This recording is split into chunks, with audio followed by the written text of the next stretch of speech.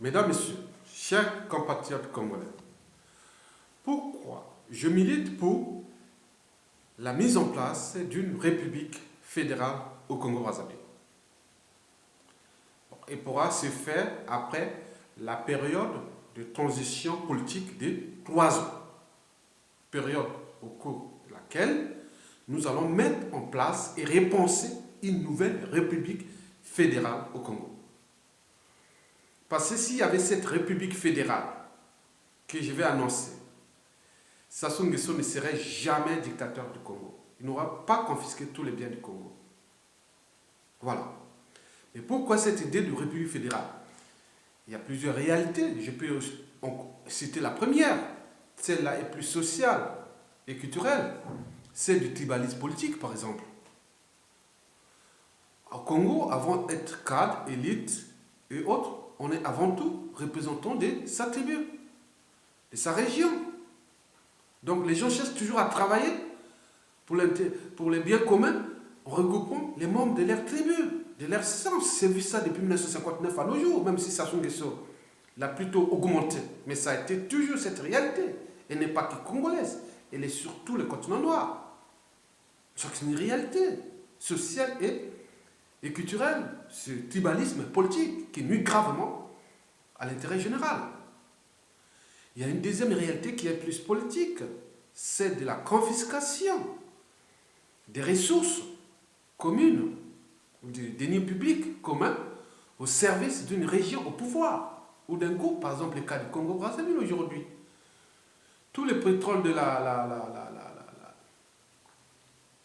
région du Kwilu, le bois de la Songhai, de la Likwala et du Niari, tout ça là, ça va où? À Oyo, chez les dictateurs.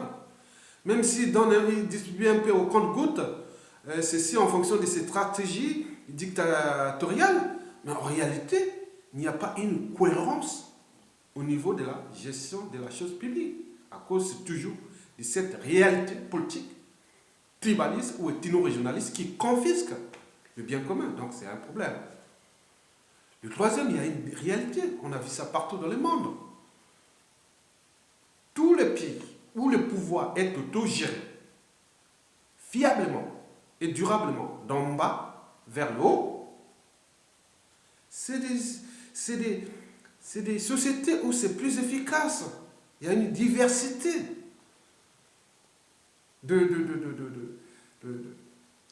d'infrastructures, il y a une diversité de structures de développement. Voilà, de la condition humaine aussi. Vous voyez, par exemple, en Allemagne, l'autonomie de l'Index, on voit aussi en Suisse, on voit aussi partout. Donc, mettre un pouvoir autogéré d'en bas vers le haut pourra nous permettre de créer une compétitivité, une diversité régionale sur tous les plans, économique, social, culturel, judiciaire, pénal. Voilà, c'est tout. Donc, par conséquent, l'idée d'une république fédérale n'est pas celle d'une république décentralisée. Parce que si on commence à introduire le mot décentralisé, on connaît les Congolais, on connaît les... Ah oui, mais l'idée, c'est la décentralisation. Non, non, non, non, non.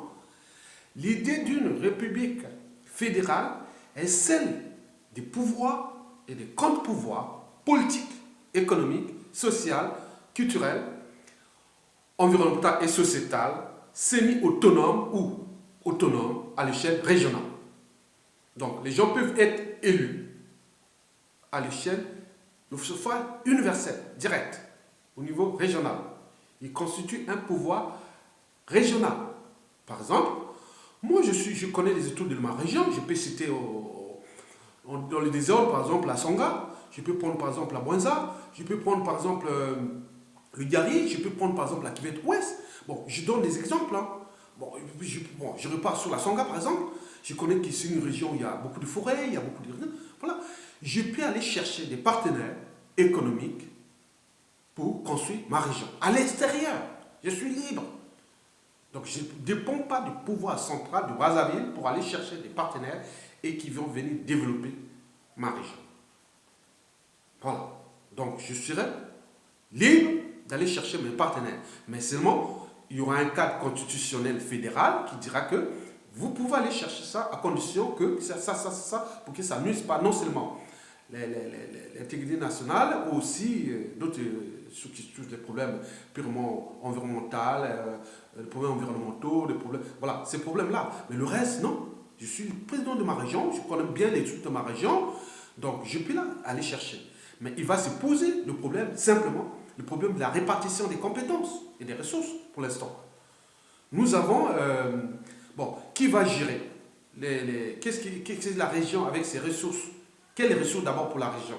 Nous avons des ressources stratégiques. Est-ce que sur les ressources, par exemple, si une région, bon, est-ce qu'on va lui laisser une région, par exemple, on voit par exemple la Sangha, peut expliquer 100% le bois ou le cuilou, exploiter 100% son pétrole, et l'État peut prendre ces recettes sous forme des impôts où il y a une répartition autre. Voilà. Tout ça, c'est à penser au niveau de ces ressources, la distribution d'abord des ressources.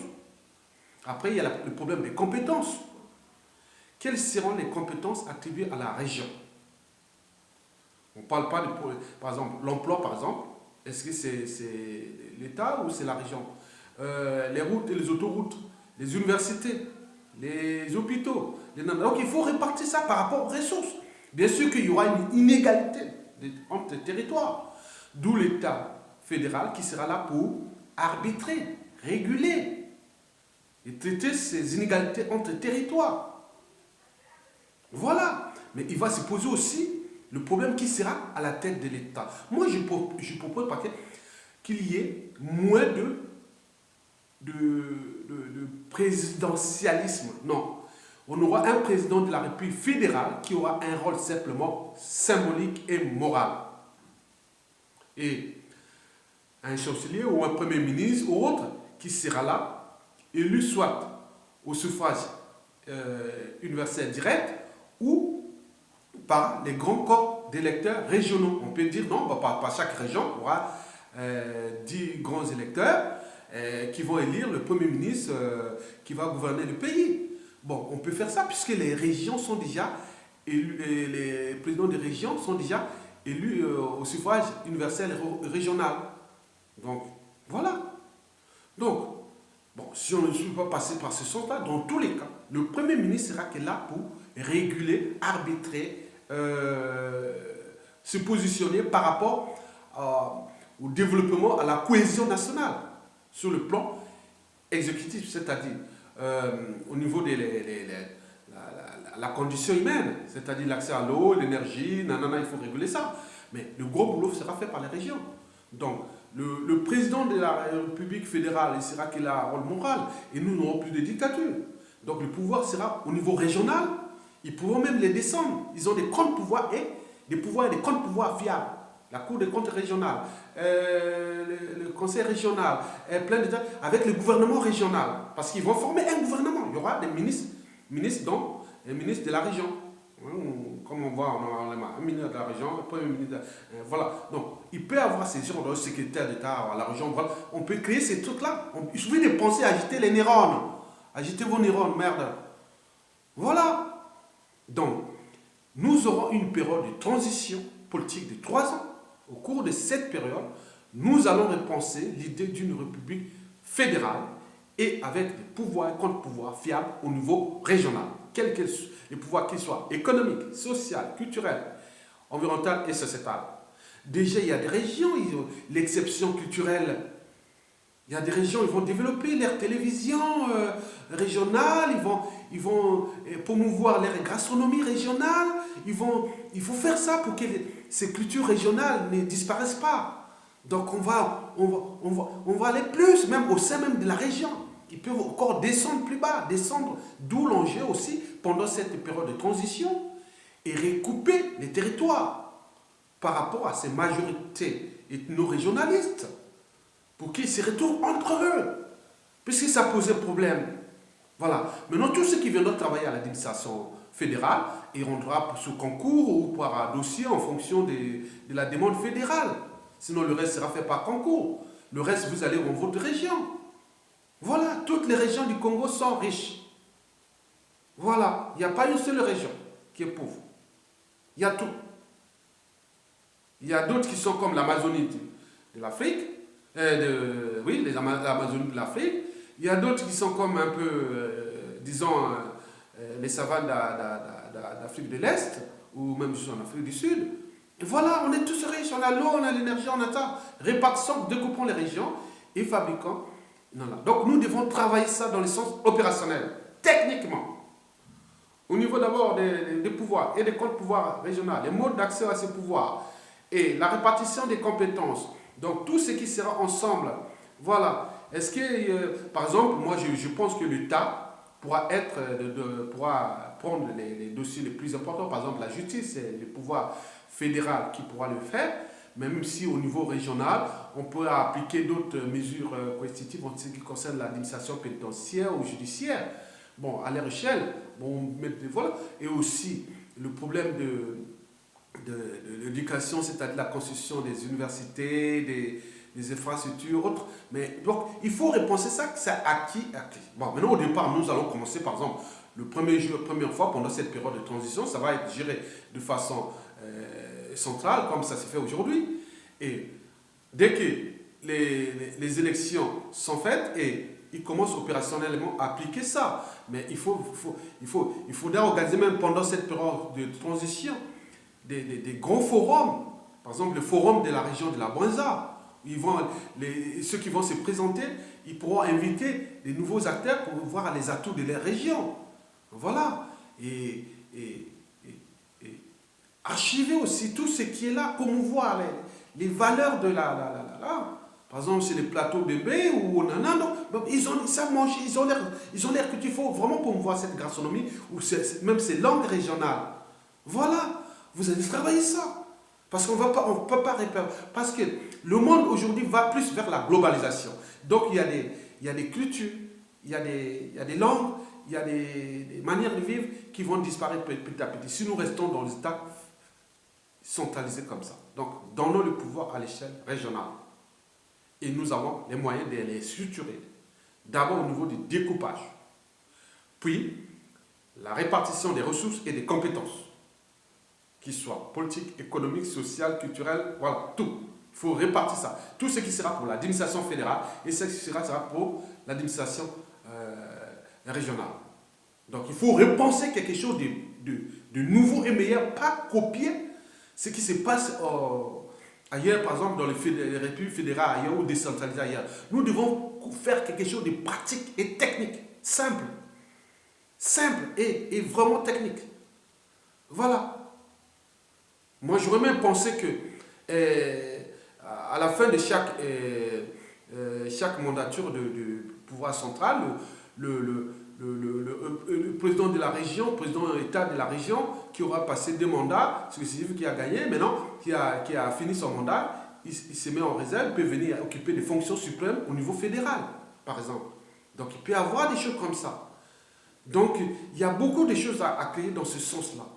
Je pense que l'idée de la République fédérale peut être très très importante pour nous, pour bannir non seulement les questions du tribalisme politique, qui est une réalité, il ne faut pas aller loin, donc appui et c'est de la confiscation des ressources parce que si nous ne pensons pas ça, nous attendons un Messie, un monsieur qui viendra nous dire « Ah voilà, moi je suis l'homme le plus sincère du Congo, j'ai des institutions, je vais bannir les tribalistes comme ça ». Non, non, non, il faut le faire par des actes.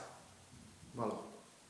C'est comme on ne fait pas du social sans argent, comme on dit. Donc nous devons mettre des conditions au niveau des régions pour que nous ayons des régions autonomes, dynamiques et diversifiées. Il y a des régions qui sont plus écologiques que d'autres, d'autres plus industrielles, d'autres plus technologiques, d'autres plus agricoles, d'autres plus... Voilà, donc il n'y a rien de compétition, il ne faut pas les copier, il faut une complémentarité. Et ces régions, par exemple, qui vont dire, ah tiens, bon, ben, ma région, ben, je suis agricole, ah tiens, l'autre région est plus industrielle ou plus technologique, et moi je vais vendre mes produits là-bas. Donc ils vont faire, d'où l'enjeu des coopérations interrégionales, et des trucs là, voilà, donc des choses comme ça. Il faut penser. Donc nous allons penser ça ensemble. On est d'accord? Voilà, si vous faites ça, pensez maintenant aujourd'hui, demain, République fédérale, allez, République fédérale, République fédérale. Donc nous allons sur la République fédérale. Et c'est bien, comme ça. Ça va arranger tout le Congo. Vous allez voir ça, c'est intéressant. Voilà, découper les régions, voilà, et mettre ensemble des institutions régionales et nationales qui vont être interdépendantes et même antagonistes quand il s'agit de défendre les intérêts nationaux. Mais ils peuvent être aussi complémentaires quand il s'agit de défendre les intérêts des régions. Donc on peut créer des choses comme ça. Vraiment, c'est génial. C'est un terrain de jeu. On va mettre les gens dossier par dossier et travailler ça pendant toutes ces périodes de transition. Ok? Je vous remercie et à bien plus.